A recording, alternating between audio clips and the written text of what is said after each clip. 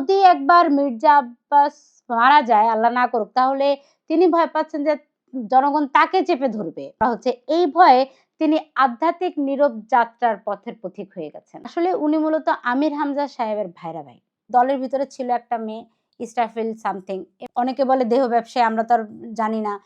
একে আবার লাগাইতে গিয়ে তুষা নামের আরেকজন ধরা খেয়েছে। এই যে লাগালাগি দেওয়া দেই, এখন আবার হাসনাত আব্দুল্লাহ সাহেব উনি বিচি নিয়ে খেলছেন, খেজুরের বিচি। ডারবি নাসির তো ঘেউ ঘেউ ছাড়া আর কিছু করতে পারবে না। রাজনৈতিক শিষ্টাচার বলে কিছু বিষয় আছে, এগুলো এরা জানে না। কারণ এরা তো টোকাইয়ের মতো রাস্তাঘাটে ঘোরাফেরা করেছে, এরা তো রাজনীতি করেনি কখনো, এবং এখনো রাজনীতি করার কোনো ইচ্ছাও এদের নেই। ইচ্ছা মতো গালাগালি করছে একজন বয়োজ্যেষ্ঠ নেতাকে, যিনি একটা বিএনপির জন্য বছরের পর বছর ত্যাগী নেতা হিসেবে পরিচিত এমন একজন মানুষকে সে এত গালাগালি করেছে। তারপরে শেষ পর্যন্ত কি হলো, ডিম খেতে খেতে এখন এই ডারবি নাসির জুতার বাড়ি খেলো, জুতা ছুঁড়ে মেরেছে মানুষ তার দিকে, এবং অনেকে তাকে এখন জ্ঞান দিচ্ছে যে বেশি কথা বলা উচিত না, লাগাম টেনে ধরে, এসব জ্ঞান শুনে শুনে। আর যদি একবার মির্জা আব্বাস মারা যায়, আল্লাহ না করুক, তাহলে তিনি ভয় পাচ্ছেন যে জনগণ তাকে চেপে ধরবে। হ্যাঁ, এবং বিভিন্ন পক্ষ থেকে তাকে দোষারোপ করা হচ্ছে। এই ভয়ে তিনি আধ্যাত্মিক নীরব যাত্রার পথের পথিক হয়ে গেছেন। এখন তিনি কথা বলবেন না, তিনি চুপচাপ থাকবেন।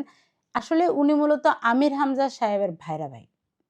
আমির হামজা যখন মুখ খুলে উল্টাপাল্টা কথা বলে যে অমুক ভার্সিটিতে মদ দিয়ে কুলি করে, অমুক জায়গায় না আজান হয় না, তমুক জায়গায় নামাজ পড়ে না, এই নাসির সাহেবও একই। এদের তো কোনো রাজনৈতিক শিষ্টাচার নেই, ঘেউ ঘেউ করাই এদের কাজ। এখন কয়েকদিন নীরব থাকুক, আর আমরাও দোয়া করি নতুন ধারা বাংলাদেশের পক্ষ থেকে মির্জা আব্বাস সুস্থ হয়ে দেশে ফিরুক। যে হাসনাত আব্দুল্লাহ, নাসিরউদ্দিন পাটোয়ারি এবং নাহিদ, এরা কোনো রাজনৈতিক শিষ্টাচারটাই জানে না। এক একটা, কেউ হলো রেপিস্টের ছেলে, এই হাসনাত হলো সুদখোরের ছেলে, ডারবি নাসিরের তো একটা প্রতিবন্ধী ছেলেই আছে তার এলাকায়।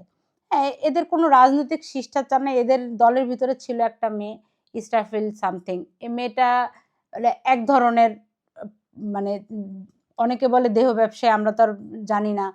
একে আবার লাগাইতে গিয়ে তুষা নামের আরেকজন ধরা খেয়েছে। এই যে লাগালাগি দেওয়া দেই, এখন আবার হাসনাত আব্দুল্লাহ সাহেব উনি বিচি নিয়ে খেলছেন, খেজুরের বিচি। দেখেন, বন্যার যে এত টাকা, বন্যার টাকার হিসাব দিতে পারলেন না, তাদের ইফতার পার্টি টাকার হিসাব দিতে পারলেন না, কোনো হিসাবই তারা দিতে পারলেন না। সব হিসাব বাদ দিয়ে কতগুলা খেজুরের বিচি নিয়ে টানাটানি করছে।